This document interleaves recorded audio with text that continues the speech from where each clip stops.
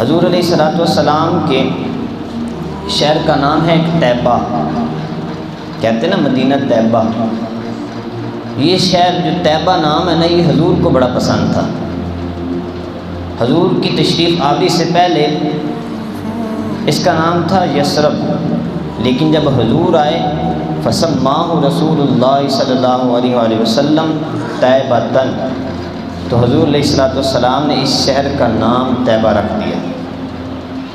مدینہ پاک کے نام جو ہے طیبہ اس لیے ہے کہ وہاں طہارت، پاکیزگی، وہاں ہر وقت ستھرائی و صفائی رہتی ہے، اللہ کی رحمت برس رہی ہوتی ہے۔ اور یہ وہ زمین مقدس ہے کہ جس کو اللہ تعالیٰ کے محبوب نے کفر و شرک کی غلاظت سے پاک کر دیا۔ وہاں غلاظت تھی، کیونکہ طیبہ کا معنی کیا ہے؟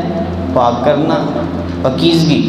تو حضور نے وہاں کفر و شرک کی جو غلاظت تھی اس کو، مدینہ شریف کو اس سے پاک کر دیا۔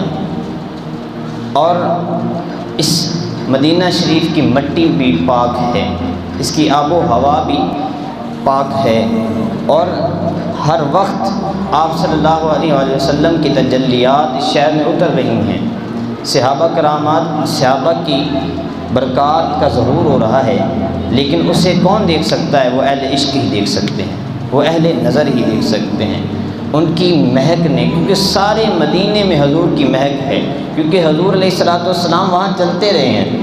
حضور نے وہاں سانس مبارک لیا، تو حضور کی خوشبو تمام مدینہ میں جو ہے وہ ہر وقت چلتی رہتی ہے۔